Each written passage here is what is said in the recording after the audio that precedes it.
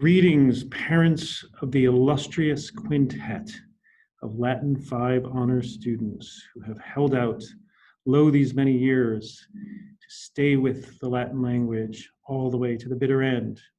I am so delighted to be teaching Rishi, Rebecca, Emily, Patrick, and Colin once again for the third time, I realized, in the past 4 years. And of course, this year it was precipitated by a untimely departure of Mr. Cheadle, who was supposed to have taught 5 honors this year, but my good fortune had it that I'm just so thrilled to be with them. This year, as you may know, is devoted entirely to the study of Virgil's Aeneid. We use the R. Derek Williams text, which is really a college or graduate level text. I do use this in ways that I hope are more appropriate for high school students.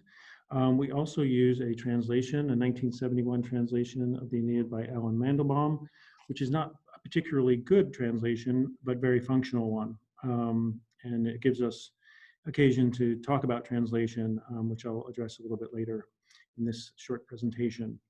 While you are watching this on Veracross, the hub of the course is actually found in Microsoft Teams and OneNote and Class Notebook, and I wanted to just share that with you real quickly here. When your child goes to Microsoft Teams, they will find something that looks like this. For this week, the week of September 21 to 25, I have a weekly planner. I'll do this for each week. And then I list the class meetings. This week we have an especially fun week because all 3 meetings are all in person, and there they are, Monday, Wednesday, and Friday. And then I give a brief outline of the material we'll be covering over the course of the week.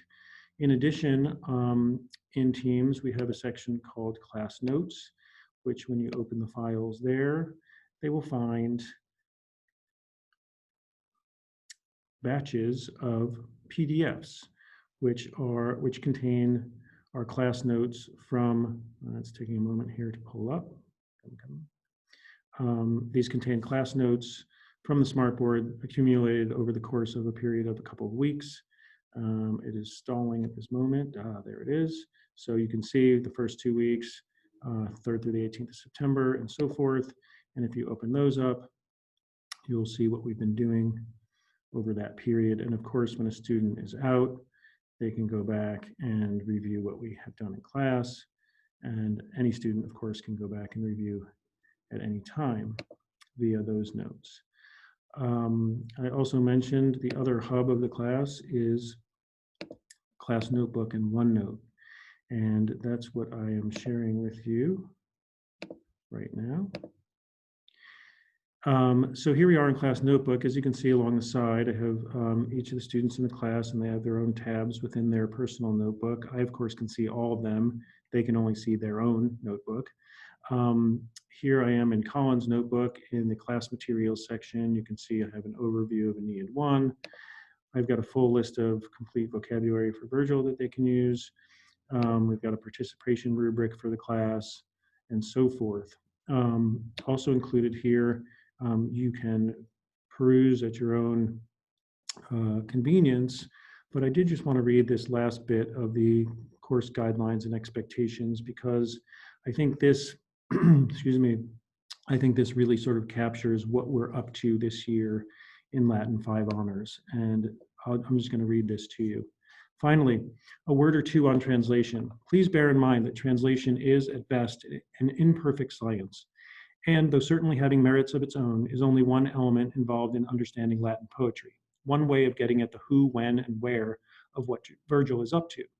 But with all due respect to Shakespeare, who famously said, the play is the thing, in the case of epic poetry, the play, i.e. the plot, is only part of the thing. What makes the Aeneid a timeless work of art are both the why, politically, historically, socially, philosophically, and the how, metrically, rhythmically, rhetorically, of Virgil's work.